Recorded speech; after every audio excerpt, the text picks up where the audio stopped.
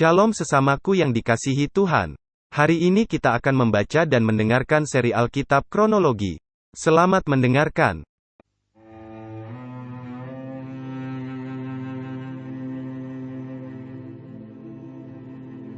Manusia yang lahir dari perempuan, singkat umurnya dan penuh kegelisahan. Seperti bunga, ia berkembang, lalu layu. Seperti bayang-bayang, ia hilang, lenyap, dan tidak dapat bertahan.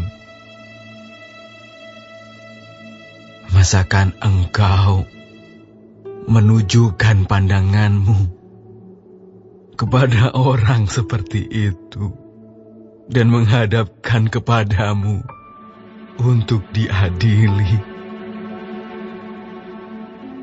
Siapa dapat mendatangkan yang tahir dari yang najis? Seorang pun tidak. Jikalau hari-harinya sudah pasti dan jumlah bulannya sudah tentu padamu, dan batas-batasnya sudah kau tetapkan, sehingga tidak dapat dilangkahinya, hendaklah kau alihkan pandanganmu daripadanya, agar ia beristirahat, sehingga ia seperti orang upahan dapat menikmati harinya.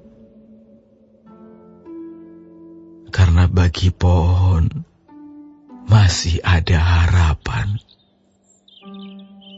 Apabila ditebang, ia bertunas kembali, dan tunasnya tidak berhenti tumbuh. Apabila akarnya menjadi tua di dalam tanah, dan tunggulnya mati di dalam debu, maka bersemilah ia setelah diciumnya air, dan dikeluarkannya lah ranting seperti semai. Tetapi bila manusia mati, maka tidak berdayalah ia. Bila orang binasa, di manakah ia? Seperti air menguap dari dalam tasik, dan sungai surut menjadi kering. Demikian juga manusia berbaring dan tidak bangkit lagi, sampai langit hilang lenyap. Mereka tidak terjaga dan tidak bangun dari tidurnya.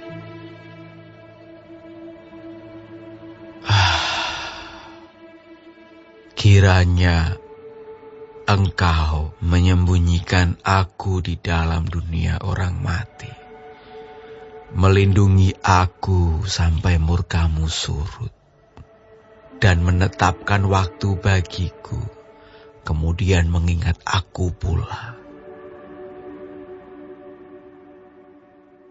Kalau manusia mati, dapatkah ia hidup lagi? Maka aku akan menaruh harap selama hari-hari pergumulanku, sampai tiba giliranku. Maka engkau akan memanggil, dan aku pun akan menyahut. Engkau akan rindu kepada buatan tanganmu. Sungguh pun engkau menghitung langkahku. Engkau tidak akan memperhatikan dosaku. Pelanggaranku akan dimasukkan di dalam pundi-pundi yang dimeteraikan, dan kesalahanku akan kau tutup dengan lebah. Tetapi seperti gunung runtuh berantakan, dan gunung batu bergeser dari tempatnya, seperti batu-batu dikikis air, dan bumi dihanyutkan tanahnya oleh hujan lebat. Demikianlah kau hancurkan harapan manusia. Engkau menggagahi dia untuk selama-lamanya, maka pergilah ia. Engkau mengubah wajahnya dan menyuruh dia pergi. Anak-anaknya menjadi mulia, tetapi ia tidak tahu. Atau mereka menjadi hina, tetapi ia tidak menyadarinya. Hanya tubuhnya membuat dirinya menderita, dan karena dirinya sendiri, jiwanya berduka cita.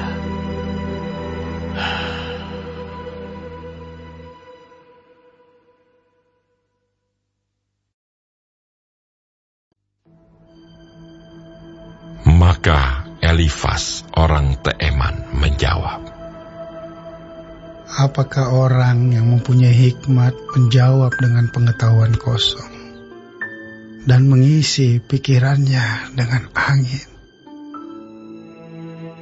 Apakah ia menegur dengan percakapan yang tidak berguna dan dengan perkataan yang tidak berfaedah? Lagi pula engkau melenyapkan rasa takut dan mengurangi rasa hormat kepada Allah. Kesalahan mula yang mengajar mulutmu, dan bahasa orang yang licik yang kau pilih. Mulutmu sendirilah yang mempersalahkan engkau, bukan aku. Bibirmu sendiri menjadi saksi menentang engkau. Apakah engkau dilahirkan sebagai manusia yang pertama, atau dijadikan lebih dahulu daripada bukit-bukit? Apakah engkau turut mendengarkan di dalam musyawarah Allah dan meraih hikmat bagi dirimu? Apakah yang kau ketahui yang tidak kami ketahui? Apakah yang kau mengerti yang tidak terang bagi kami? Di antara kami juga ada orang yang beruban dan yang lanjut umurnya, yang lebih tua umurnya daripada ayahmu.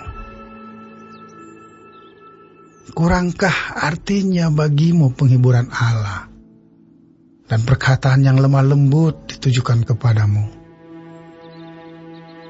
Mengapa engkau dihanyutkan oleh perasaan hatimu, dan mengapa matamu menyala-nyala, sehingga engkau memalingkan hatimu menentang Allah, dan mulutmu mengeluarkan perkataan serupa itu? Masakan manusia bersih, masakan benar yang lahir dari perempuan. Sesungguhnya para sucinya tidak dipercayainya. Seluruh langit pun tidak bersih pada pandangannya. Lebih-lebih lagi orang yang keji dan bejat, yang menghirup kecurangan seperti air. Aku hendak menerangkan sesuatu kepadamu. Dengarkanlah aku, dan apa yang telah kulihat hendak kuceritakan, yakni apa yang diberitakan oleh orang yang mempunyai hikmat, yang nenek moyang mereka tidak sembunyikan. Ketika hanya kepada mereka negeri itu diberikan, dan tidak ada seorang asing pun masuk ke tengah-tengah mereka. Orang fasik menggeletar sepanjang hidupnya. Demikian juga orang lalim selama tahun-tahun yang disediakan baginya. Bunyi yang dahsyat sampai ke telinganya. Pada masa damai ia didatangi perusak. Ia tidak percaya bahwa ia akan kembali dari kegelapan, Ia sudah ditentukan untuk dimakan pedang. Ia mengembara untuk mencari makan, entah kemana. Ia tahu bahwa hari kegelapan siap menantikan dia. Ia ditakutkan oleh kesesakan dan kesempitan yang menggagahinya laksana raja yang siap menyergap. Karena ia telah mengedangkan tangannya melawan Allah dan berani menantang Yang Maha Kuasa. Dengan bertegang leher, ia berlari-lari menghadapi dia. Dengan perisainya yang berlapis tebal. Mukanya telah ditutupinya dengan lemak. Dan lapisan lemak dikenakannya pada pinggangnya. Ia menetap di kota-kota yang telah hancur, di rumah-rumah yang tidak dapat didiami orang, yang ditentukan untuk tetap menjadi reruntuhan. Ia takkan menjadi kaya, dan hartanya tidak kekal, serta miliknya pun tidak bertambah-tambah di bumi. Ia tidak akan luput dari kegelapan. Tunasnya akan dilayukan oleh nyala api, dan ia akan dilenyapkan oleh nafas mulutnya. Janganlah ia percaya kepada kesia-siaan. Akan tertipulah ia, karena kesia-siaan akan menjadi ganjarannya. Sebelum genap masanya, ajalnya akan sampai. Dan rantingnya pun tidak akan menghijau. Ia seperti pohon anggur yang gugur buahnya, dan seperti pohon zaitun yang jatuh bunganya. Karena kawanan orang-orang fasik tidak berhasil, dan api memakan habis kemah-kemah orang yang makan suap. Mereka menghamilkan bencana dan melahirkan kejahatan, dan tipu daya di kandung hati mereka.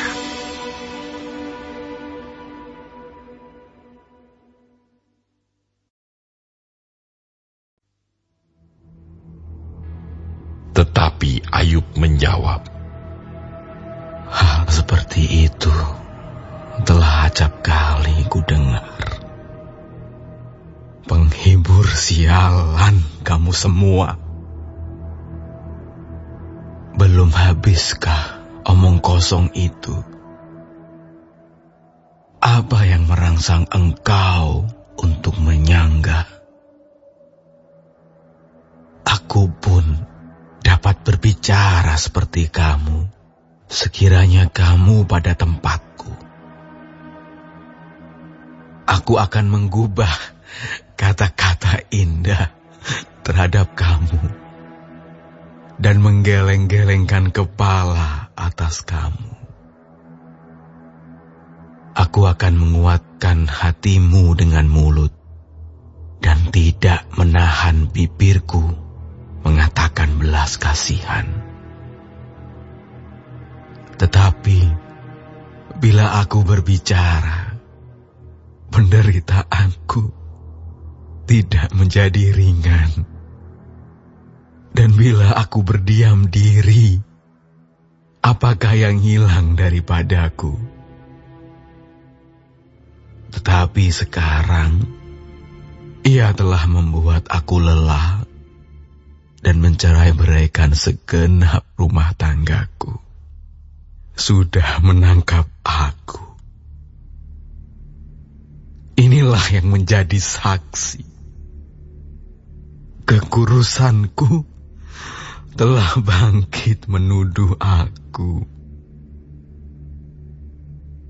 Murkanya menerkam dan memusuhi aku. Ia menggertakkan giginya terhadap aku. Lawanku memandang aku dengan mata yang berapi-api. Mereka menghangatkan mulutnya melawan aku, menampar pipiku dengan cercaan, dan bersama-sama mengerumuni aku.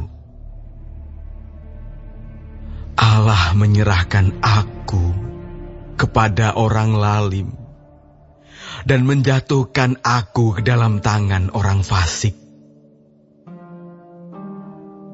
Aku hidup dengan tentram, tetapi ia menggelisahkan aku.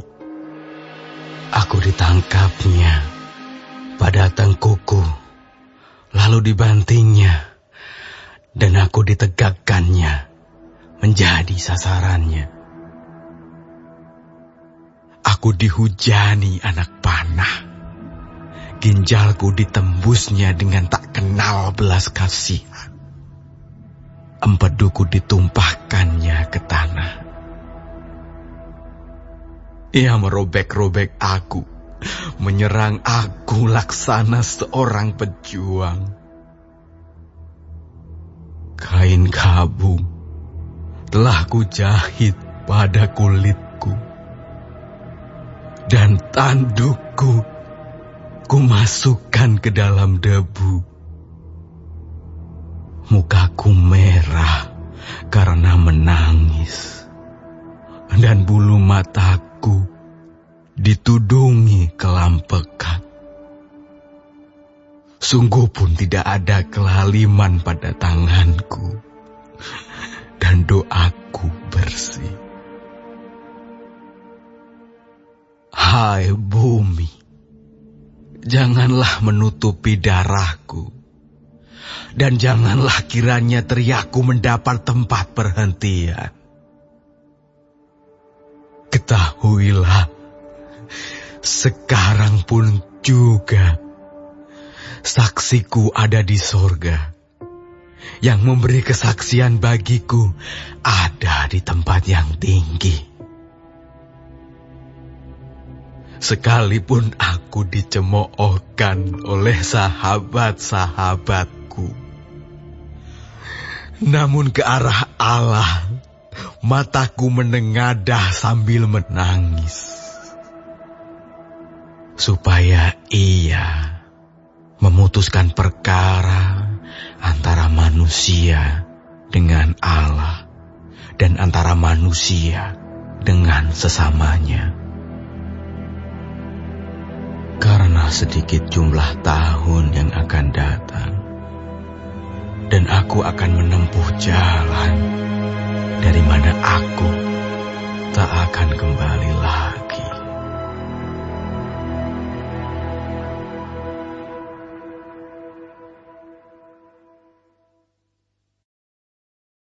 Hari ini kita telah mendengarkan seri Alkitab Kronologi. Tuhan Yesus memberkati.